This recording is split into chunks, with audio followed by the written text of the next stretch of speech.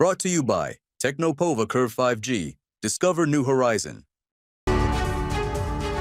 नमस्कार, आपके साथ मैं हूं समीर अब्बास। मेरे साथ सुरभि शर्मा भी मौजूद हैं और इस वक्त की सबसे बड़ी खबर जो कि रूस यूक्रेन जंग से जुड़ी हुई है वो आपको बता दें। रूस पर सबसे बड़ा आक्रमण हुआ है। पुतिन के 40 बॉम्बर्स ध्वस्त कर दिए हैं यूक्रेन ने। इतना बड़ा हमला इससे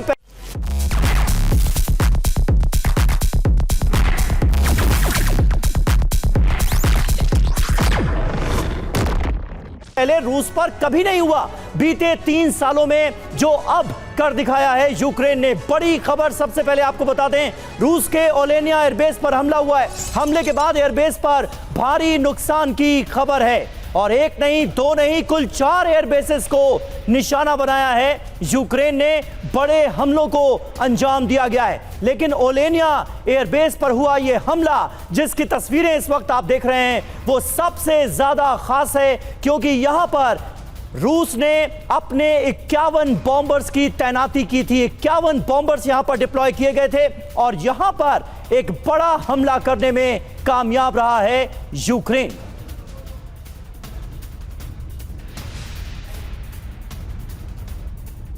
और ओलेनिया एयरबेस पर यूक्रेनी ड्रोन के अटैक को लेकर खबर, जहां हमले के बाद एयरबेस पर धुएं का गुबार। एक और तस्वीर आपके सामने एयरबेस पर हुए अटैक के दौरान की, वो तस्वीर जिससे साफ है कि किस तरीके से अब एक के बाद एक अलग अलग इंपॉर्टेंट जगहों पर यूक्रेन की तरफ से इन हमलों को अंजाम दिया गया है। और आपको बता दें, यूक्रेन ने रूस के 4 एयरबेस पर अटैक किया है। फिलहाल उनमें से एक एयरबेस पर हुए अटैक की ये तस्वीर आपके सामने, और ये ओलेनिया एयरबेस है जहां पर यूक्रेनी ड्रोन ने किस तरीके से इस हमले को अंजाम दिया, उसकी सीधी तस्वीर आपके सामने। अब से थोड़ी देर पहले इन्हीं एयरबेस पर हुए हमलों के बाद की ये तस्वीर सामने आई है। और रूस ने ओलेनिया एयरबेस पर जिस तरीके से 51 बॉम्बर्स की तैनाती की थी, ये एक स्ट्रैटेजिकल इंपॉर्टेंट लोकेशन है क्योंकि यूरोप को घेराव को देखते हुए जिस तरीके से रूस की ये बड़ी तैयारी पिछले कई दिनों से सामने आई थी, इसलिए ये एयरबेस सबसे ज्यादा इंपॉर्टेंट है। ओलेनिया एयरबेस समीर स्ट्रैटेजिक इंपॉर्टेंस, और यही वजह है कि यूक्रेन ने सीधे रूस के इस एयरबेस को अब टारगेट किया है।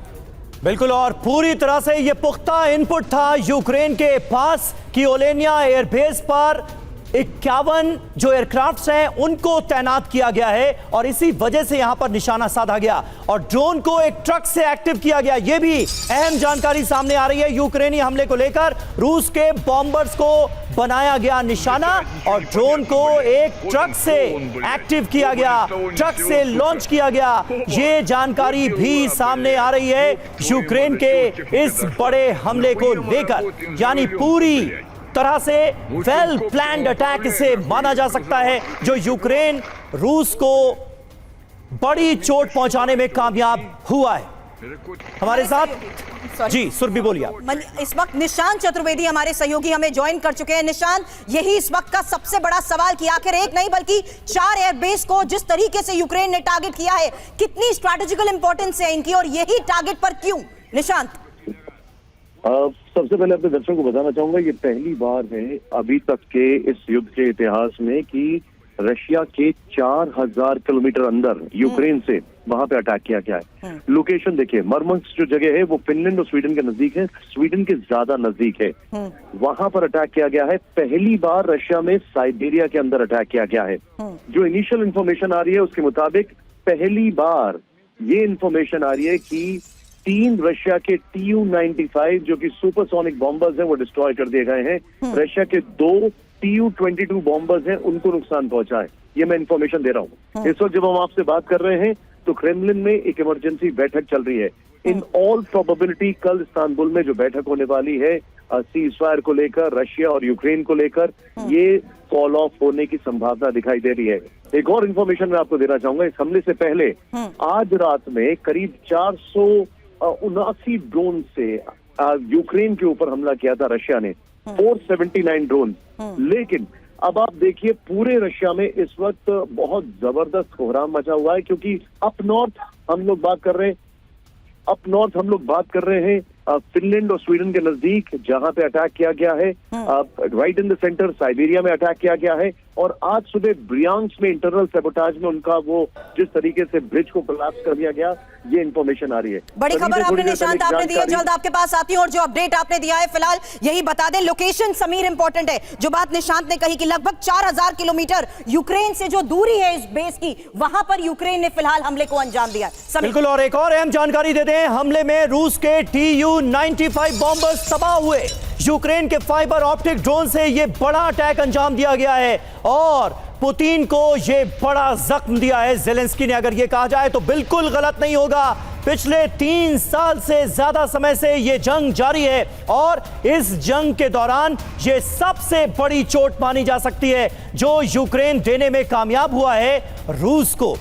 निशांत चतुर्वेदी हमारे सहयोगी लगातार हमारे साथ बने हुए हैं। निशांत, यानी एक स्पेसिफिक इनपुट यूक्रेन के पास था कि ओलेनिया एयरबेस पर 51 बॉम्बर्स की तैनाती है, पिन पॉइंट अटैक किया गया है, 40 से ज्यादा एयरक्राफ्ट को नुकसान होने की बड़ी खबर सामने आ रही है। रूस की तरफ से भी देखा जाए तो एक बड़ा इंटेलिजेंस फेल्योर माना जा सकता है। समीर, ये एक बड़ी अजीब सी बात है। कल 4 बजे की शो है, हमारे साथ विनोद अगस्तीन मौजूद थे जी। उन्होंने खुद ये बात कही कि मुझे समझ में नहीं आ रहा है कि इतनी बड़ी गलती कैसे की जा सकती है। उन्होंने कहा कि 40 बॉम्बर्स एक साथ क्या कर रहे हैं। हमने कल या परसों ये खबर दिखाई और उन्होंने कहा कि ये कभी भी टारगेट पर हो सकते हैं। अगर हमारे दर्शक जितने भी हैं उसको निकालें तो आप उसको देख सकते हैं।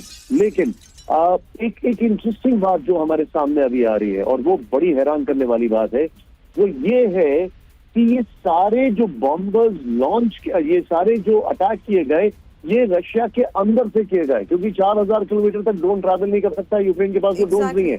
और अब से कुछ क्षणों के अंदर आप लोग वो ट्रक ड्राइवर, उन सब की तस्वीर अपनी स्क्रीन पर दिखाने वाले हैं दर्शकों को।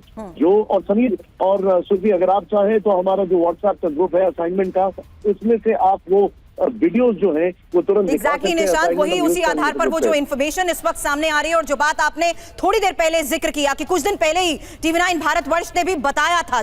Brought to you by Technopova Curve 5G. Discover new horizon.